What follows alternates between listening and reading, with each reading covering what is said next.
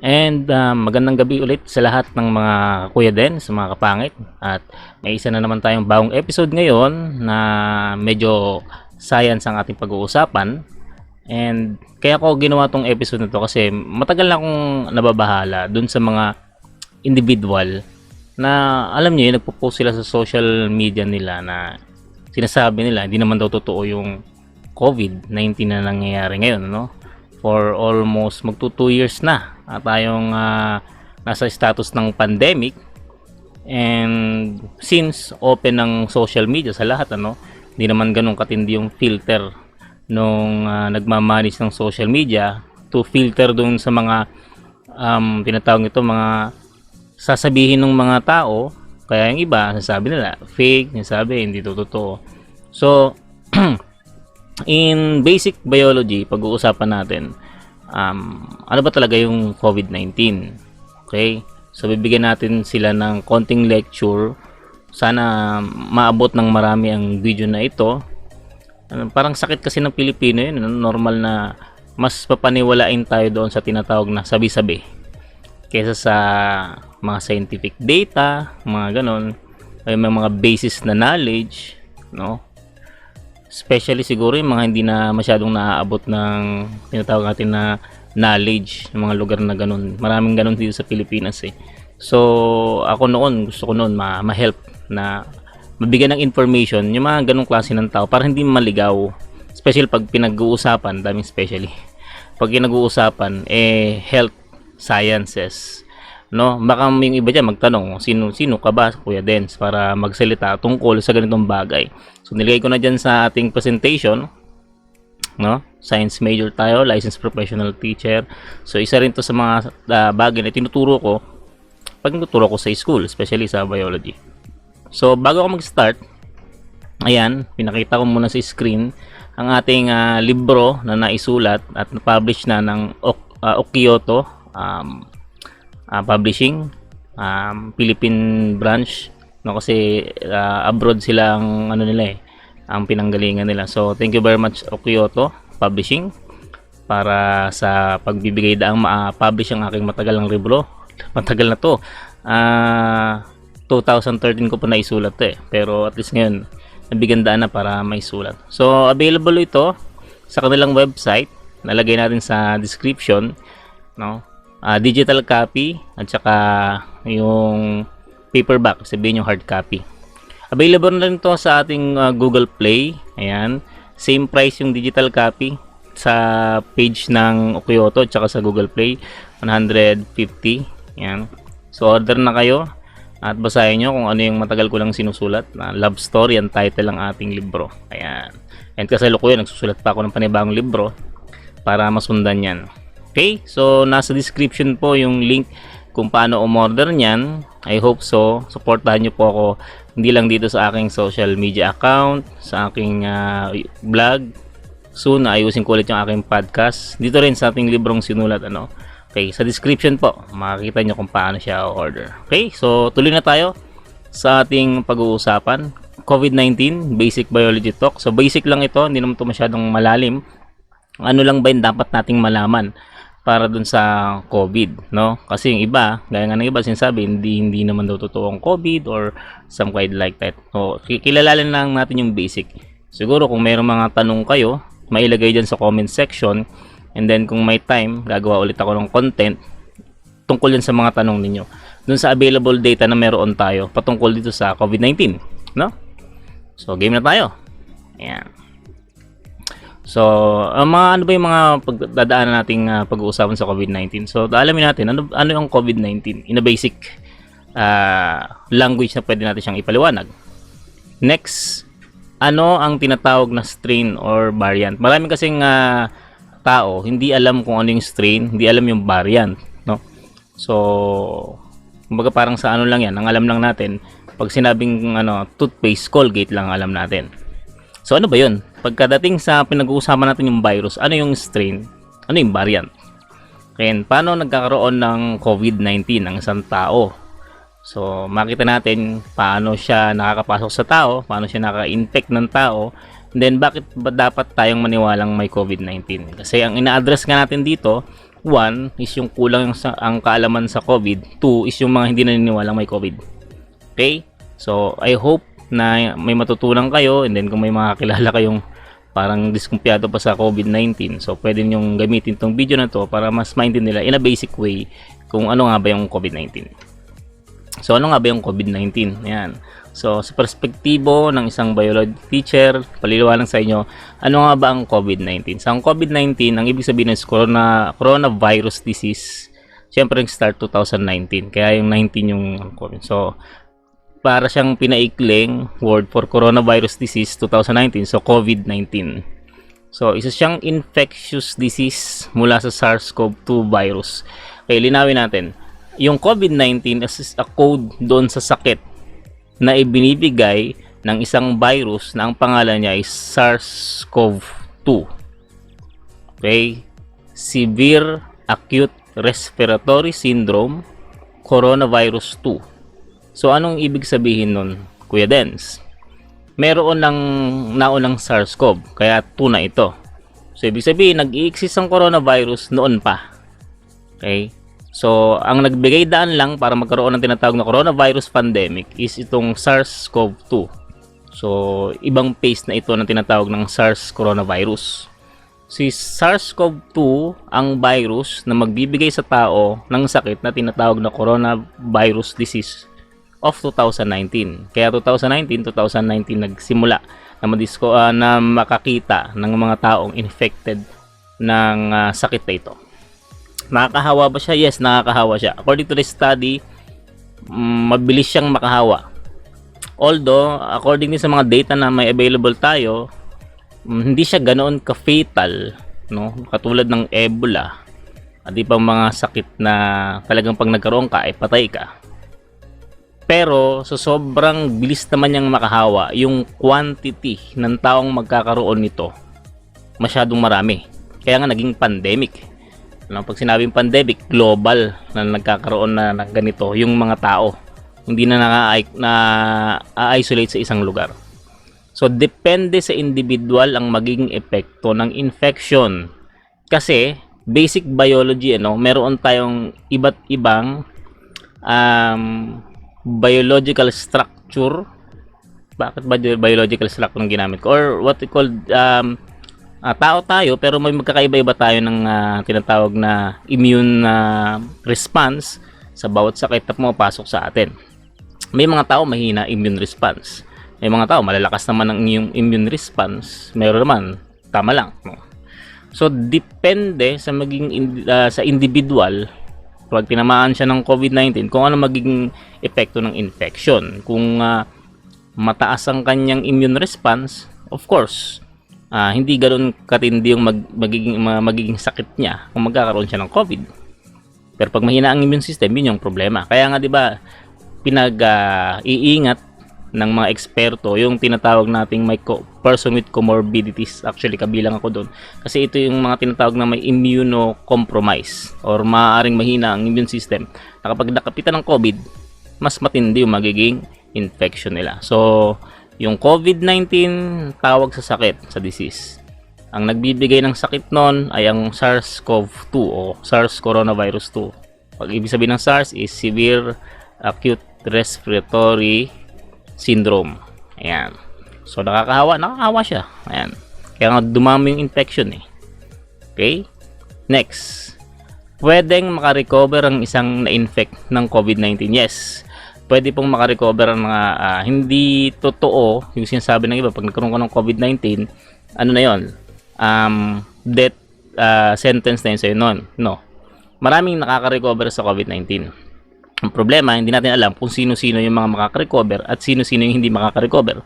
Wala namang ganun pa tayong kakayahan kahit sa advanced na yung ating health technology, science technology, hindi natin madidetermine sa tao kung sino yung makaka-survive at sino yung hindi.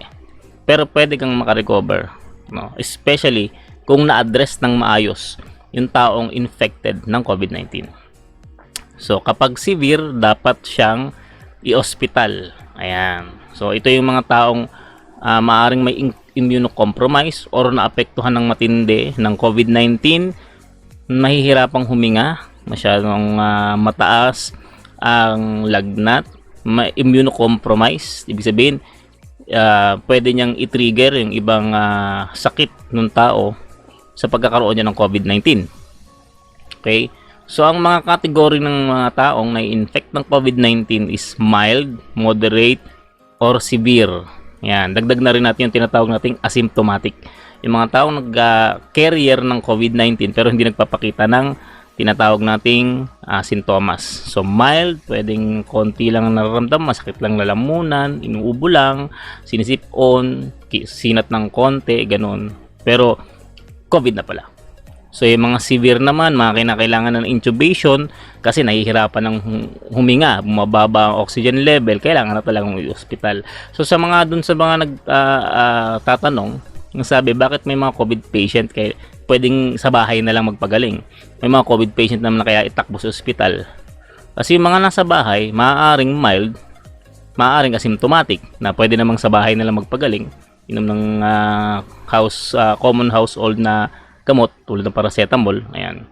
So, hindi porket sinabi ko, sasabihin, ako sa bahay na lang kasi pag COVID positive ka, magpakaano ka muna sa health expert. Sila ang mag-a-address sa'yo kung ikaw ba ay mild, moderate, or severe. Severe na yan, especially kung nahihirapan ng huminga yung pasyente. Or kung meron kayong panukat ng ng oxygen level, mababa na sa normal level, no? Okay? So, next. So, maaaring walang sintomas pero carrier ng virus. Yun nga yung tinatawag natin na asymptomatic. Ayan. So, hindi porket walang naramdaman tapos dun sa mga test na ginawa sa'yo nag-positive ka, wala naman ako nararamdaman, kaya paano nagkaroon ng COVID? May tinatawag tayong asymptomatic. Ito yung mga may dala-dala ng virus, hindi sila na-infect, hindi sila nagpakita ng mga sintomas, pero nasa kanila yung COVID-19. Nasa kanila yung COVID virus rather.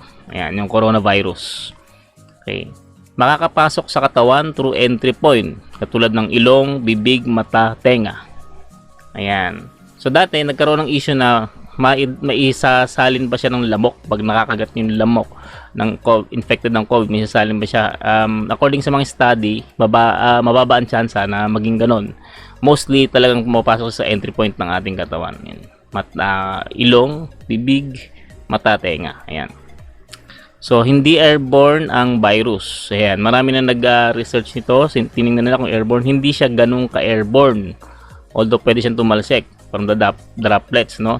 Pero maaaring maisama sa pagbahing ng mga infected o magtagal sa bagay na pwedeng mahawakan. Kasi kapag bumahing or magsalita, kahit sa paghinga, pwedeng sumama siya, lumabas.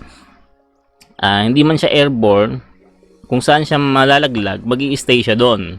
Depende sa kung anong bagay yung makakapitan niya. So, it may take hours, sometimes days, hindi natin alam. Kaya mahalaga pa rin yung pag-disinfect ng kamay.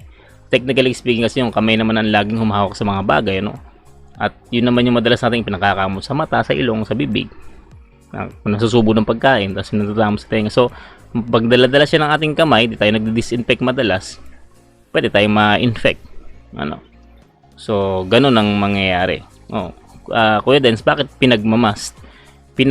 Actually, ang reason naman kung bakit pinagmamast tayo is kung carrier ka kasi ng virus, hindi mo maibuga pagka nagsasalita ka or bumabahing ka. Ayan, hindi para protektahan kami sa mismong virus, kundi protektahan yung iba kung sakasakaling carrier ka. At the same time, pwede na rin siya maging protection sa iyo para hindi dampot na lagayin ng ganun, Okay. So, yon. Next. So, ano yung mga common symptoms ng COVID? Nilalagnat. Kaya, di ba, madalas pag pumapasok tayo sa establishment, sinusukat yung temperature natin. Kasi yun yung isa sa mga sign na pwede kang magkaroon ng, pwedeng meron kang COVID-19. Inuubo, pagod, tsaka nawawalang panlasa at pang-amoy. Ngayon yung mga common. So, kaya kapag mayroon tayong tinatawag na health checklist, pag pumapasok tayo sa isang establishmento, yan yung unang-unang makikita sa inyo. So, most common yan na common symptoms yan na ang isang tao ay may COVID-19. Ano naman yung less daw na common symptoms? Sore throat. Ayan, dito. Okay? Magkaibang sore throat, sa ano yung tinatawag nila na isa dito, yung namamagaang tonsillitis kung tawagin. Kaiba po yun. Ang tonsillitis, pamamaga ng tonsil. Ang sore throat, pamamaga ng lalamunan. Yan, kaiba silang dalawa. Headache, sakit ng ulo. Ayan. Aches and pain, nakakaramdam ng mga sakit sa kasakusuhan. Pwede, pain sa katawan. Ayan. Diarrhea po yung nakalagay na yan. Wrong spelling, wrong. Rash on skin or discoloration of fingers or toes, red or irritated eyes. So ito yung mga less common symptoms ng isang pasyente ay may COVID-19. Pero sabi ng eksperto, nagkakaiba-iba rin. Depende rin sa Hindi naman lahat yan lumalabas. Maaaring 2 dyan, 1 dyan, 3 dyan lumalabas. Okay? So kapag nagkaroon ka ng masamang pakiramdam at may mga ganyang sintomas, or kaya yung mga most common symptoms, huwag mo ipalagay ka agad na may COVID ka. Magpa-test. Pwede namang swab test or para makita kung talagang positive. Kasi pwedeng sintomas pala ng ibang sakit yun. Paano pala kung dengue? O kaya simpleng trangkaso. Ayan. Mahirap siyang i-determine. Kaya ang pinakamagandang gawin dyan, mag-test. Okay? So next. So, naalaman na natin kung anong COVID-19. I hope nakapag-deliver ako sa inyo basic message sa COVID-19. Yun yung sakit na dala-dala ng coronavirus. Particularly, SARS-CoV-2 o SARS coronavirus 2. Okay, so pinakita ko na sa inyo mga basic knowledge. Tapos, ano ang tinatawag na strain of variant? Pag-usapan natin to ng medyo pasada, para malaman natin kung ano yun. Kasi yung iba parang wala yan, ganun. Variant is a small viral genome or genetic code that may contain one or more mutation. Example, yung Delta and Omicron variant of coronavirus. Ano ibig sabihin nun? Para siyang magkakamag-anak na virus, pero meron silang mga genetic code na pinagkaiba. Kasi, ang mga virus na nag-i-infect ng tao, sometimes animal, sa Hong Kong nga, nabalita na nakaraan yung mga, ang tawag doon, mga hayop na nagkakaroon ng COVID, nagpa-positive sa COVID. Nakakalimutan ko yung, yung isang uri ng daga, nagkaroon ng, kinolekta ng Hong Kong, dahil sa, nagkaroon nga daw sila ng positive sa COVID. Okay? Pero mostly, humans ang target niya ngayon. Ang mga humans, may iba-iba ring genetic code.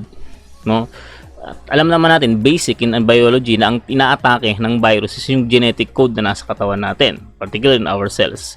So, na-adapt na yon bilang isang parasite sa loob ng cell natin. Tapos, nagkakaroon siya ng mutation sa adaptation na yon. Doon sa adaptation na yon, yung virus, magkakaroon siya ng additional features sa kanyang genetic code. So, nagkakaroon siya ng changes from the parent virus doon sa mga lumabas galing sa infected na tao. So, nagkakaroon ngayon ng variation or variant or pagkakaiba. Halimbawa, sa magkakapatid. Ayan. Nanay, tatay, nagkaroon ng anak. Unang anak, maliit. Sumunod na anak, matangkad. Bunso, sakto lang ang height. O di ba, by variant sila. Kasi yung una maliit. Kung hindi nagkaroon ng variant, dapat yung susunod maliit din. Pero matangkad yung sumunod. Tapos, yung sumunod, normal yung height. Nagkaroon ng variant yung mga anak nila. Ganon din sa virus. Yung mga naging daughter virus after infection na nanggaling doon sa cell, sa loob. Nagkaroon ng pagkakaiba sa genetic code. Nagkaroon ng mutation kung tawagin. So, dun from the mother virus, iba na yung itsura nila sa mother virus doon sa mga lumabas. So, nagkaroon na ng tinatawag na Delta, Omicron. So, nagkakaroon sila ng additional features kung tumatama sila sa tao. Okay? Sabi nila, mas deadly daw ang Delta. Ang Omicron naman, mas mabilis kumalat versus dun sa original na coronavirus. So, ang variant ng coronavirus ay pinapangalan ayon sa Greek alphabet. Ayan. So, kung kataka kayo, yung iba, on ang dulo kasi ganun yung pagkakabasa ng mga Greek alphabet, no? Kasi meron iba, sabi susundan Megatron, ginawa niyo pang Transformer yung pangalan ng variant na yan.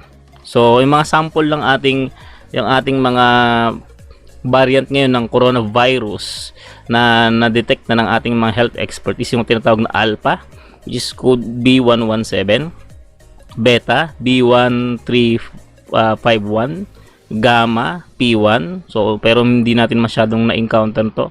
Itong Delta B1617.2, ito yung mas deadly, yung Mu na kailan lang nabalitang meron, may code pa na R1, wala pang pangalan, and then yung Omicron, yung kasalukuyan nating hinaharap ngayon kasi mas mabilis siyang kumalat. So ito yung iba-iba, kumbaga sa mga ito yung mga magkakamag-anak na lumabas na from the parent virus itself. Okay, nagkaiba-iba na. So ganun ba kabilis makapag-adapt ang virus? Yes. Sabagay, it depends din sa virus, no? So siguro magkakaroon tayo ng bukod na vlog patungkol doon sa virus, paano siya nagkakaroon ng variant. 'Di ba katulad nung nung SARS virus, no? Meron din siyang variant, no? Hindi ko lang alam kung meron na rin sa AIDS. Titingnan natin, i-research natin sa susunod. Sa Ebola, hindi ko rin alam kung meron na rin iba't ibang strain ng Ebola virus. Pero mostly sa virus, katulad ng H1N1 ba yun? I forgot. Karoon siya ng H1N2, N1H1, N1H2. Ayan, ibig sabihin nagkakaroon ng changes o mutation. So, basic science yan. Basic tinuturo yan, tinatawag ng mutation sa mga virus. Kaya kung nakinig kayo nung time ninyo, nag-aaral kayo ng biology, alam nyo na dapat yan. So, hindi nyo na pinagtatawanan. Kasi, basically, kung nasa scientific ang mga variant ng virus, may mga code. Pero para mas madaling tandaan, pangalanan na lang. So, technically, ang ginamit na pangalan sa strain or variant ng virus is yung Greek alphabet. Next, paano nagkakaroon ng COVID-19? Although diniscuss na natin ito kanina, inulit ko lang. So, pwedeng matransmit kapag isang pasyente ay naglabas ng virus through breathing or pagbahing, ganon. Kaya nga pinapayuhan na magkaroon ng distansya sa tao, 1 meter each. Kasi pwedeng maitapon sa'yo yung virus. Naihahawa mula sa droplet, mula sa infected, o kung yari infected ng isang tao ng virus ng coronavirus, no, para magkaroon ka ng COVID-19, kapag nandun ka sa range niya na yung mga droplet niya na iiwan niya dun sa mga paligid, nahawakan mo at napasok sa entry point ng katawan mo, matik yan. So pwedeng mahawakan ng isang tao at mailagay sa kanyang entry point ng katawan, lalo kung hindi ka careful, nasa labas ka kung saan ka mahawak tapos hindi ka nag-disinfect, pwede kang mahawa ng COVID-19. High risk ang close area sa ganitong hawaan at mga close contact. Kung halimbawa, air condition, of course, hindi nakakawala ang hangin. High risk yung mga ganun. Kaya nga 'di ba sa mga close na area, ilang tao lang ang pinapayagang pumunta doon sa loob na 'yon. So, yun yung isang reason bakit wala mo nang pasok sa eskwelahan. 50% capacity lang, 30% capacity lang sa isang lugar. Okay, at saka yung close contact, hindi rin masyadong pinapayagan yung mga martes muna sa mga trabaho kasi nga possible na panggalingan yun ng COVID infection. Hindi wala ka namang pandetect kung sino may COVID sa paligid mo. So makakaiwas kung maiiwasan ang maraming tao. Kung hanggat maaari pwedeng iwasan ang maraming tao, iwas muna. Pero kung trabaho mo yun, mag-ingat. Close area, ayan, hanggat maaari. Sabi nga dun sa pinag-aaralan dati, kasi ako nakapag-aral ako nung paano mag-prepare sa isang lugar para makaiwas sa COVID-19, hanggat maaari maayos yung circulation ng hangin. So, pero pag close area, katulad mga aircon, yung lagi na lang mag-disinfect. That's the best way. Disinfect ng tao, disinfect ng mga bagay. Okay. Palagi ang maghugas ng kamay. Ayan. So, palagi ang maghugas ng kamay, kahit walang alcohol, may sabon naman. Mas effective pa nga daw according sa mga expert yung sabon at saka tubig. Ayan, kasi mas nakaka-break ng outer shell ng virus yung sabon. Okay? So mas maigi kung nasa trabaho ka o nasa isang lugar ka, may available na sabon or magdala ka ng sarili mong sabon, mahirap na. at maghugas ka ng kamay doon. Kung galing naman sa labas, umuwi ka sa inyo, wag mo na ipasok sa bahay yung mga damit. Kahit maaari, maglagay kayo ng doon, planggana sa labas, may tubig at may sabon. Lagay mo doon yung and then maligo muna bago pumasok para mag-disinfect. Ayan, medyo sa sinabi ng iba, masyadong namang hassle yung gagawin mo na. Kesa naman mag-uwi ka ng virus, may haw mo buong pamilya mo, mahirap na. Ayan. So, bakit dapat tayong maniwalang may COVID-19? No? Para sa mga hindi pa rin naniniwala, na-discuss ko na sa inyo basic and run through kung ano yung COVID. Kasi buong mundo nakakaranas nito. Hindi lang naman Pilipinas yung nakakaranas ng COVID-19. Pati yung mga mayayamang buong mundo. Siguro ewan ko, hindi ko pa nakikita kasi totally yung ngayong yung population ng may COVID Antarctica na lang ata ang zero. Totally zero. Or kung meron pa mga lugar na hindi talaga naabot ng COVID. Kung meron siguro mga mga ngilan lang, mga piraso lang. Sa bagay, sa Antarctica, konti lang tao Pagka nagkaroon pa ng COVID doon, matindi. Okay. So, may biktima na to na pwede magpatunay. Yung mga nakapag-survive na infect ng COVID-19 na talagang positive sila sa COVID-19. Sir, pwede naman sila mag-testify sa inyo. May mga celebrity nagkaroon ng ganito. Ano yung hirap nila nagkaroon ng COVID-19 So, delikado. Wrong spelling. Delikado kung hindi tayo maniniwala kasi hindi tayo mag-iingat. Yun yung karamihang problema ng kapwa Pinoy. Kapag di naniwala, di nag-iingat. Yan. Maniniwala na lang kapag sa kanila na nangyari. So, huwag na nating hintayin mangyari sa atin to kasi mahirap na dahil ikaw na-infect ka tapos marami kang kasama sa bahay. Infect kayo sama-sama. Ay hindi naman kayo pare-pareho ng immune response. Maaaring kayo makakasurvive. Paano yung matatanda?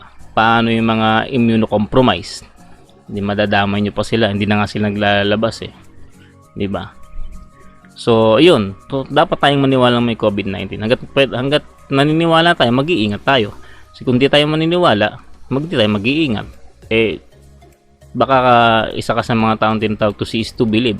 Kung ikaw na yung nadapuan, yari ka. Saka nakakahiya, dagdag ko na rin, nakakahiya dun sa mga health worker na nag-a-address ng problemang ito na nahihirapan na sila na kontrolin yung mga infected. Kasi nga, yung iba nagsasawalang kibo. So yun lang siguro. I hope nakakapagtawid ako sa inyo ng basic information about COVID-19. At kung may tanong kayo, iwan nyo lang sa comment section. Pwede natin gawan nyo ng separate na content. This is a sit-in vlog ni Kuya Dens.